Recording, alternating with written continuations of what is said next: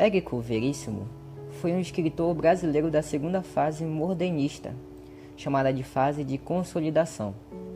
Considerado um dos mais importantes escritores do século XX, recebeu diversos prêmios, dos quais se destacam Prêmio de Machado de Assis, do ano de 1954, concedido pela Academia Brasileira de Letras. O outro foi o Prêmio Jabuti, o mais importante prêmio literário do Brasil, recebido em 1965 pelo romance O Senhor Embaixador. Érico Lopes Veríssimo nasceu no interior do Rio Grande do Sul, no município de Cruz Alta, no dia 17 de dezembro de 1905. Desde cedo já era claro seu interesse pela literatura. Chegou a ler diversos clássicos brasileiros, como Aloysio de Azevedo, Joaquim Manuel de Macedo, Euclides da Cunha, Monteiro Lobato, Coelho Neto, Oswald de Andrade e Mário de Andrade. As suas obras possuíam uma vasta obra dentre contos, romances, novelas, ensaios, literatura infantil juvenil, biografias, autobiografias e traduções. Alguns pesquisadores afirmam que sua obra pode ser dividida em 3 fases: romance urbano, o romance histórico e o romance político.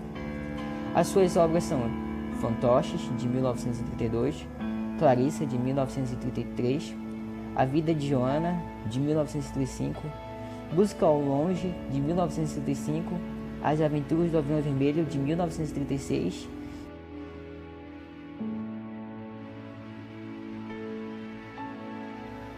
Seu primeiro romance foi uma obra chamada Clarissa, de 1933.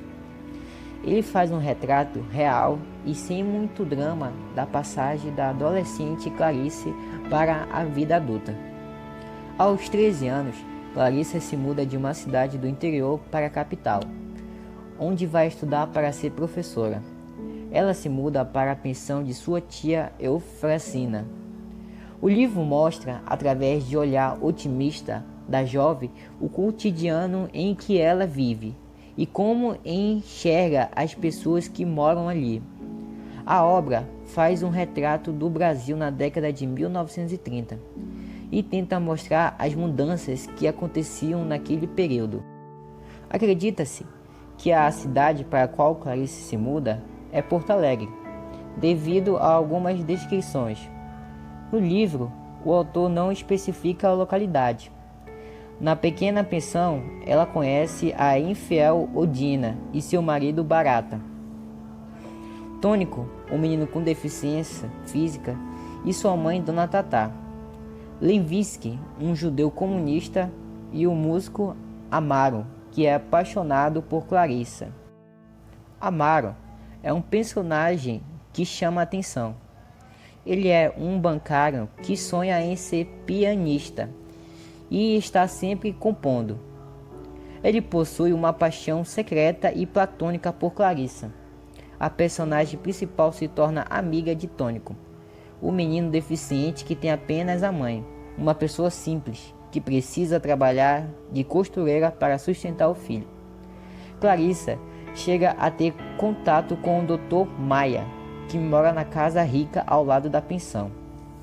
Quando o menino Tônico morre, ela passa a fantasiar um romance com ele. Não há grandes reviravoltas ou emblemas dramáticos nesta obra. A menina relata com naturalidade e certa inocência o que acontece à sua volta. A única grande revelação da obra é quando ela descobre que a dona Ondina é casada com um caixeiro viajante, Barata, e possui um caso com um Néstor, um solteirão de boa vida. A maneira como Veríssimo narra a história prende o leitor, assim como a riqueza de detalhes. É possível ter uma ideia de como eram as coisas no Brasil durante esse período. Uma outra obra também que chama bastante atenção é um romance chamado O Resto é Silêncio, publicado em 1943. O livro narra o suicídio de uma moça que cai do 10º andar de um edifício em Porto Alegre. Vários personagens passam pelo local. Dr.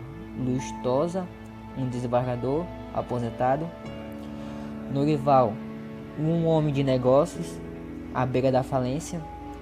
Tônio Santiago, o romancista. Aristides Barreiro, um ex-deputado e rico advogado. Sete, um vendedor de jornais. Chicharro, um boêmio. E Maria, uma mulher angustiada. Descrevendo as reações dessas pessoas antes e após o suicídio, Érico Veríssimo analisa o comportamento humano, ao mesmo tempo que traça o perfil de uma época. A escolha do tema dessa obra foi baseada numa história verídica, da qual ele e seu irmão Ennio foram testemunhas enquanto conversavam numa praça em Porto Alegre.